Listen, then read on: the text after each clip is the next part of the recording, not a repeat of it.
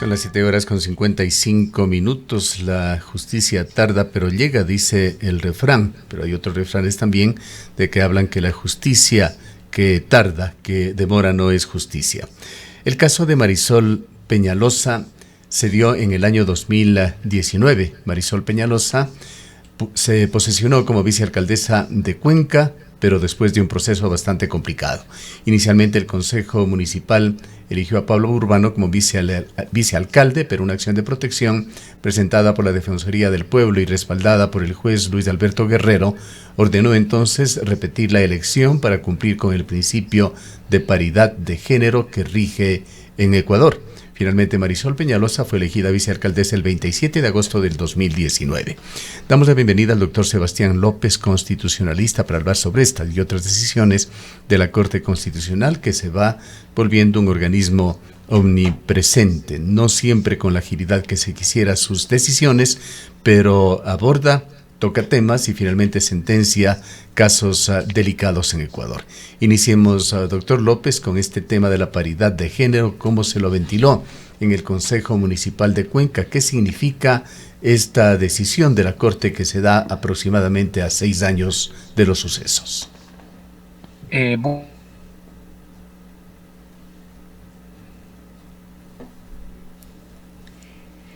Al parecer tenemos algún corte con la conexión de internet del abogado López. Vamos a ver si le escuchamos. ¿Está mejor ahí? Sí, allí podemos escucharle. Muy bien, adelante. Perfecto, espero que la conexión sea estable. Decía, la Corte Constitucional se va volviendo, como habíamos comentado en algunas ocasiones, en ese espacio, en ese resquicio de institucionalidad. Hay decisiones que no llegan a tiempo, otras decisiones que tardan mucho. En concreto, frente al tema, la acción extraordinaria de protección. He escuchado cómo el exalcalde de Cuenca ha indicado que la acción extraordinaria deducida en su momento fue rechazada, fue inadmitida. Pero eso no obsta para que la Corte Constitucional, frente a una diversidad de casos en el orden nacional, haya podido acumular los mismos en su tratamiento y haya decidido sentar un precedente respecto de la materia en la equidad de género respecto de los órganos políticos. En concreto, en lo que tiene que ver con estos órganos de decisión en las alcaldías, alcalde, vicealcaldesa y demás, que sin duda trazan un precedente en la jurisprudencia de la Corte Constitucional y un respeto absoluto a lo que tiene que ver. También es lamentable escuchar que necesariamente en este país necesitamos, para cumplir los mandatos constitucionales, de reformas infraconstitucionales. Es decir, si es que la ley no me dice a mí que yo tengo que cumplir la equidad de género, pues simplemente no lo cumplo. Esto también es lamentable. Afortunadamente, decía usted, Gustavo, y lo cual yo lo comparto, la Corte Constitucional viene a sentar estos precedentes para que hechos de violaciones a los derechos constitucionales, como tiene que ver con la representación política y la equidad de género, no se repitan. De hecho, Gustavo, la equidad de género, este mandato constitucional es transversal en el texto constitucional, impone para que todos los órganos públicos de decisión política y de decisión administrativa se encuentren integrados de manera equitativa hombres y mujeres. No necesariamente tenemos que esperar a este tipo de reformas, porque de lo contrario siempre estamos al margen de la ley. Afortunadamente, la Corte lo que hace es recoger un sinnúmero de casos en el orden nacional, sentar un precedente y naturalmente dejar claro para toda la ciudadanía y los órganos públicos cómo es que debe operarse y debe actuarse en este tipo de situaciones. En su momento ya fue cuestionada esta decisión del Consejo Cantonal y del exalcalde, y claro, yo creo que de aquí en adelante las cosas estarán absolutamente clarificadas. En términos de responsabilidad, ¿qué trae esta sentencia de la Corte? El alcalde Pedro Palacios se lava las manos, dice que no es un tema de la administración, que fue una decisión de los concejales que en forma mayoritaria decidieron ir por ese camino. En su momento el alcalde, cuando se dieron los hechos, señalaba también que no responde a ningún acuerdo, pero sí a un diálogo entre los concejales en busca de los mejores resultados para Cuenca. Palabras textuales que quedaron de las acciones que se dieron en ese momento y particularmente del exalcalde Pedro Palacios. Bueno, en primer lugar hay que decir que las decisiones de la Corte son de última, definitiva instancia, no cabe ningún otro recurso de apelación o de revisión respecto a las decisiones de la Corte. Y es bueno, permítame decir esto, Gustavo, a tono con el conjunto de decisiones que estamos viendo, es bueno que al menos no estemos discutiendo ya si es que cumplimos o no las decisiones de la Corte. Yo creo que ese es un paso muy pequeñito, pero hay que rescatarlo, ¿no? Cierto es que se distorsiona a veces el sentido de las sentencias de la Corte, pero al menos es positivo que no estemos discutiendo si estas decisiones tienen o no que cumplirse. Eso por un lado. Por otro lado, es lamentable que quien ejercía la representación legal del GAT cantonal en su momento esquive, digamos, esta responsabilidad como que se trata de una cuestión del Consejo Cantonal en estricto sentido. Recuerde que por norma legal de la disposición del Código Orgánico de Administración Territorial, el máximo representante legal de los GATs cantonales es el alcalde y naturalmente el procurador síndico. Sin duda se trata de una decisión de un cuerpo colegiado, pero se trata en ejercicio y en funciones de la administración que regentaba el señor Pedro Palacios. De manera que las declaraciones son desacertadas, lamentablemente, y respecto de la decisión de la Corte no solo cumple con una función de guardián de la Constitución, esto hay que decirlo para todos los que nos escuchan, sino también a veces como funciones didácticas, hay que decirlo, en tema del respeto y la garantía y la protección de los derechos. En el caso concreto, aun cuando no tiene un efecto particular y puntual respecto de algunas decisiones que la Corte ha decidido acumular, porque aun cuando lo que dice el alcalde Pedro Palacios es que se ha desechado la acción extraordinaria propuesta en su momento por la señora Peñalosa, eso no obsta para que la Corte pueda revisar un cúmulo de decisiones que llegan al órgano de control y pueda sentar una línea jurisprudencial al respecto. Eso es lo que ha sucedido, aun cuando la consecuencia específica, fíjese usted, no pueda tener unos efectos inmediatos en lo que ya sucedió.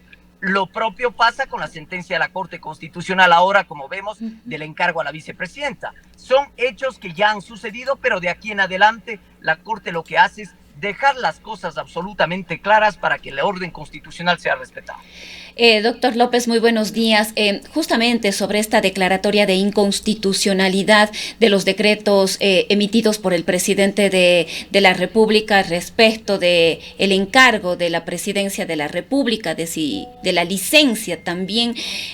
Le escuchamos, por ejemplo, al ministro de Gobierno de la Gasca y al parecer la pregunta que le hago en realidad está absolutamente clara esta resolución, este dictamen de la Corte respecto de la inconstitucionalidad de estos dos decretos. ¿Hay cabida a interpretación o al menos a la interpretación que está haciendo el gobierno nacional a través del ministro de la Gasca, que entendemos usted le habrá escuchado?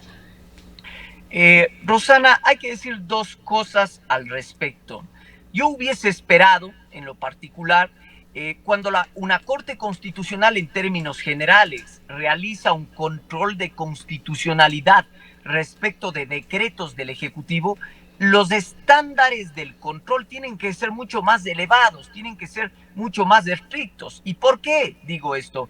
Porque si nosotros atendemos a las atribuciones que tiene el presidente en el texto constitucional ecuatoriano, hemos hablado en algunas ocasiones del hiperpresidencialismo, los estándares de control tienen que ser mucho más rígidos por parte de la Corte Constitucional.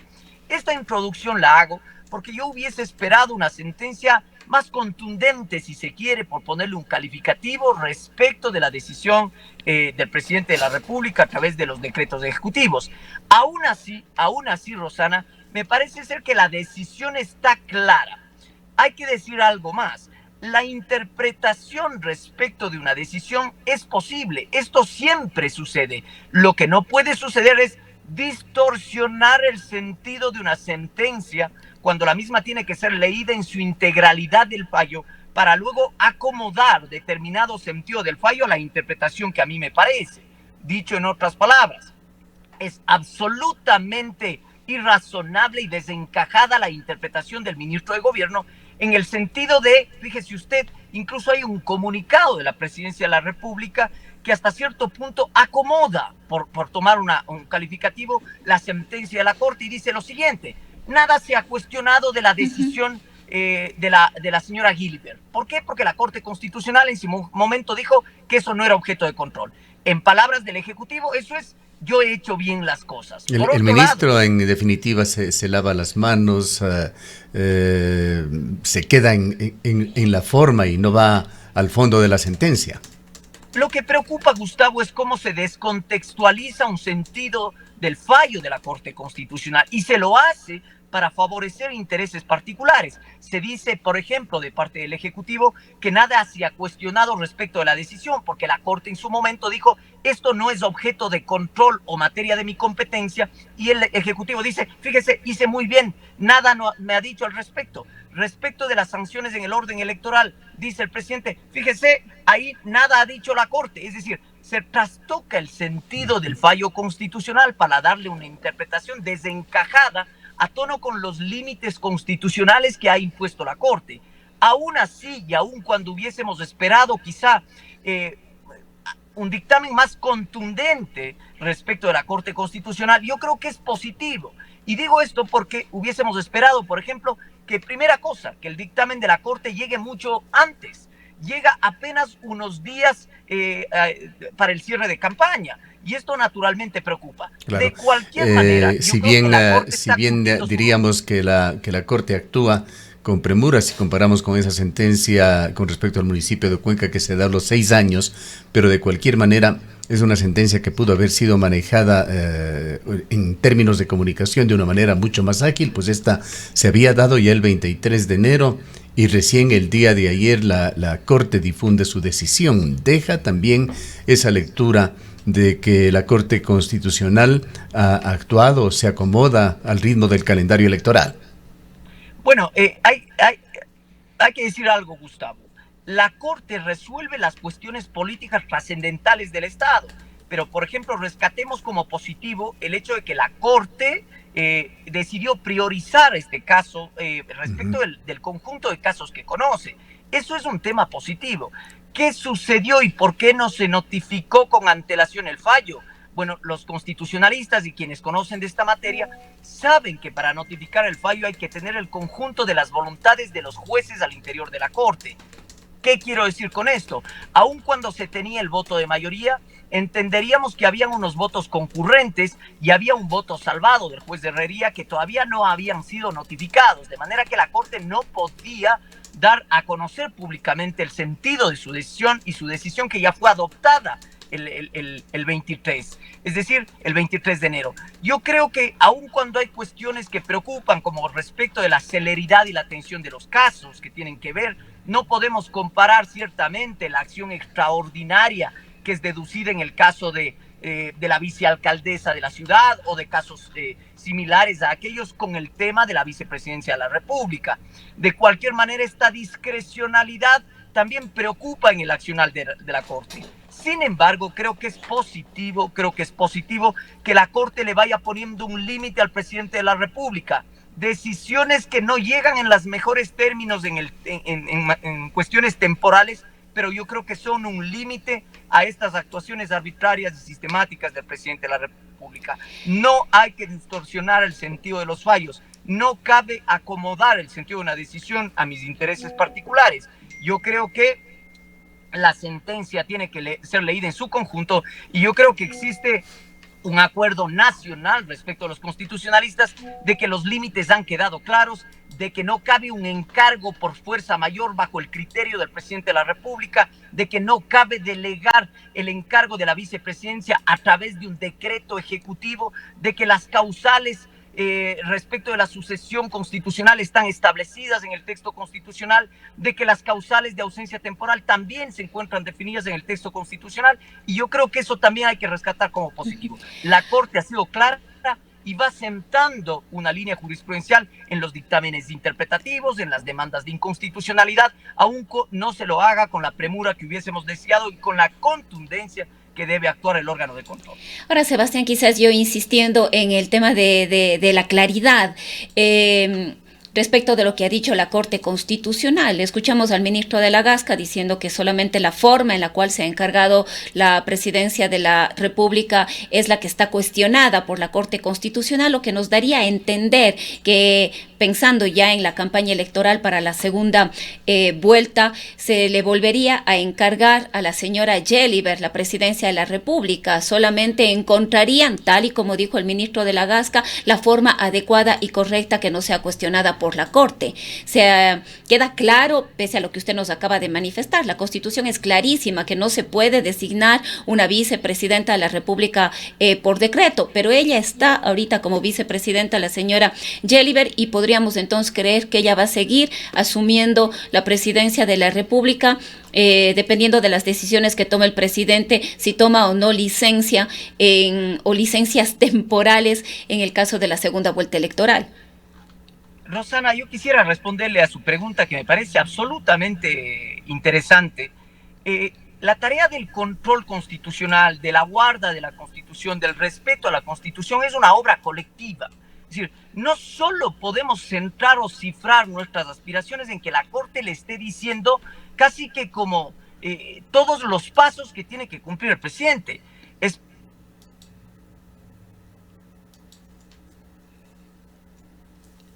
Tenemos un corte que esperemos sea breve en la señal con el doctor López. Adelante.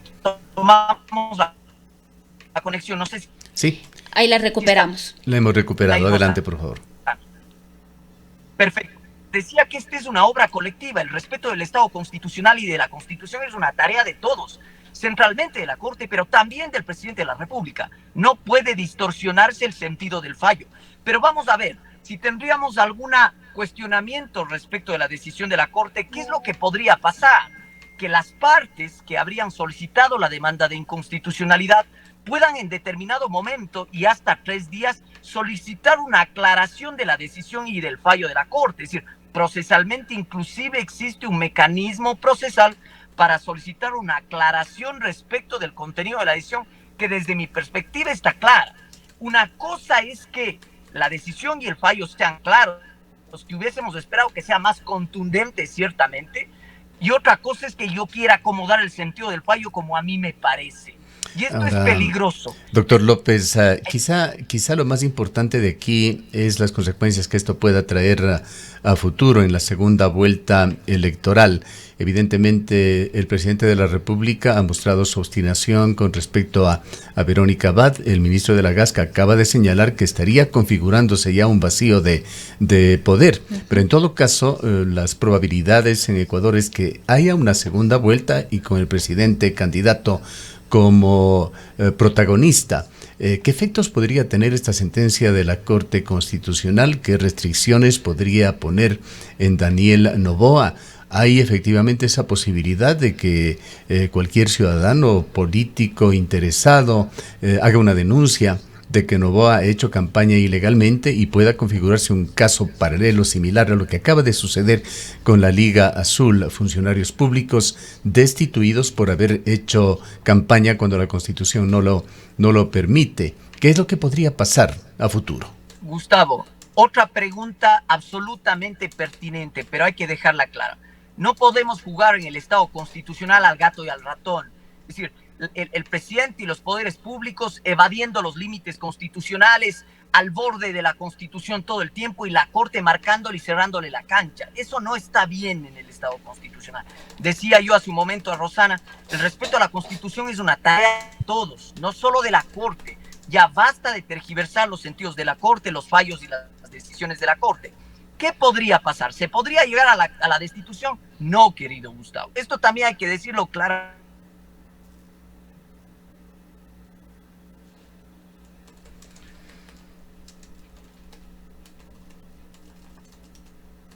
Esperemos recuperar Gustavo, la señal. Sí, adelante. Adelante, doctor López.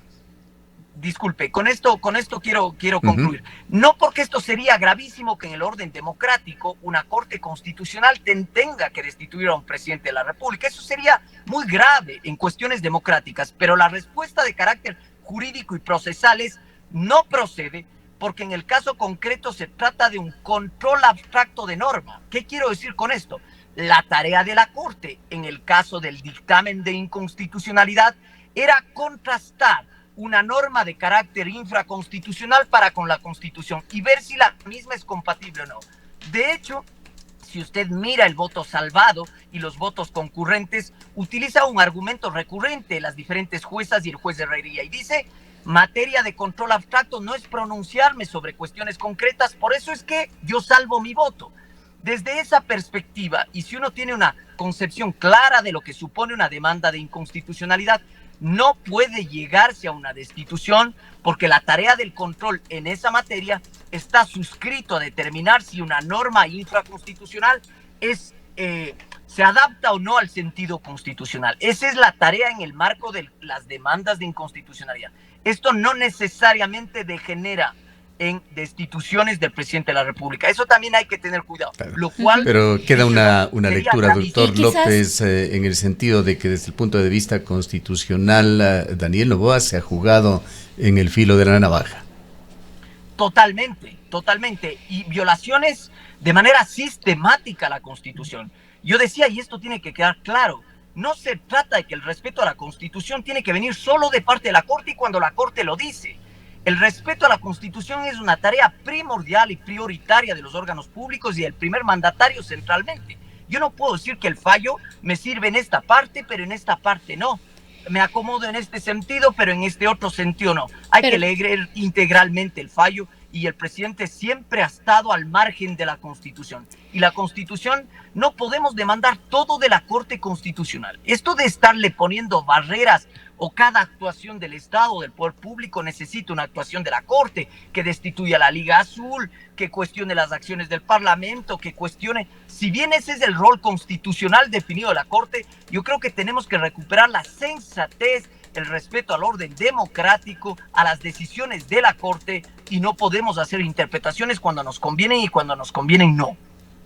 Ahora, Sebastián, otra pregunta que un poco queda pendiente es, y respeto a la Constitución, tomo decisiones, ¿cuáles son las consecuencias? Debemos pensar únicamente en las consecuencias a futuro de que esto ya no puede volver a repetirse, ya no puede volverse a dar, pero respecto de lo actuado, entendemos que no hay una causal de acuerdo a la Constitución para la destitución del presidente de la República y mucho va a depender de lo que resuelve el contencioso electoral, pero nos preguntamos, ¿hay consecuencias, por ejemplo, para Gelliver, para la candidata, para la vicepresidenta designada vía decreto y que ha asumido en varias ocasiones la presidencia de la República? ¿Y qué otras sanciones, en caso de haberlas, podría haber para el primer mandatario? Querida Rosana y Gustavo, absolutamente interesante esta entrevista, absolutamente interesante. Yo creo que incluso merece un debate mayor. Clarifiquemos las cosas. En ese punto, Rosana, yo hubiese esperado que la Corte Constitucional sea más contundente. Es decir, que defina cuáles son los efectos de su decisión. La Corte Constitucional lo único que dijo es: se declara la inconstitucionalidad del decreto, pero no ha dado ningún efecto de carácter retroactivo, de manera que no puede imputarse que las actuaciones de la señora Gelliver tengan una consecuencia jurídica de nulidad y demás. La declaratoria surtirá sus efectos hacia el futuro, con todo el sentido de la decisión, lo que se conoce en derecho como la ratio decidendi del fallo, es decir, el núcleo de la decisión que ha de tener que interpretarse de forma futura. Por eso es que Gustavo, cuando nos preguntaba, ¿y cuáles son las consecuencias futuras? Bueno, yo creo que la Corte es probable que en otras demandas vuelva sobre este caso y vuelva a tener que clarificar los conceptos, como decía Rosana, y vuelva a tener que insistir.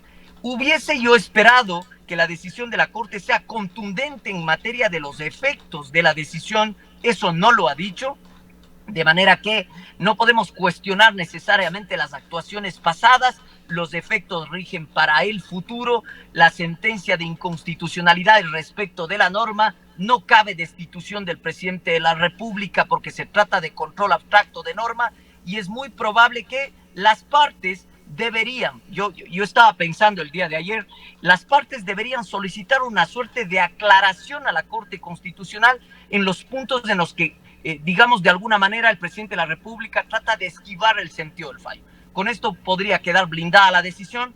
sin perjuicio de que la Corte eventualmente en el futuro, porque ya vemos cómo vivimos al límite constitucional, diría yo, para utilizar una expresión, para que la Corte vuelva a tener que pronunciarse. Ya lo hizo en su momento de las causales de ausencia temporal, fíjese, y en más de 3 o 4 ocasiones la Corte ha dicho esto.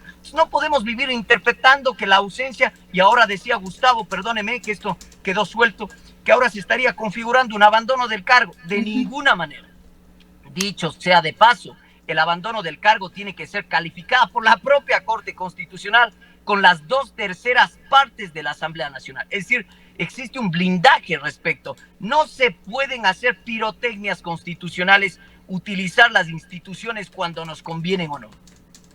Bien, le agradecemos mucho por los importantes comentarios y aclaraciones que nos ha dado, doctor López. Muchísimas gracias, querido Gustavo, querida Rosana, por una discusión interesante del primer orden. Así que espero que tengamos tiempo en algún momento de poder conversar esto con mayor amplitud. El doctor Sebastián López es académico, profesor de Derecho Constitucional. Son las 8:21 minutos.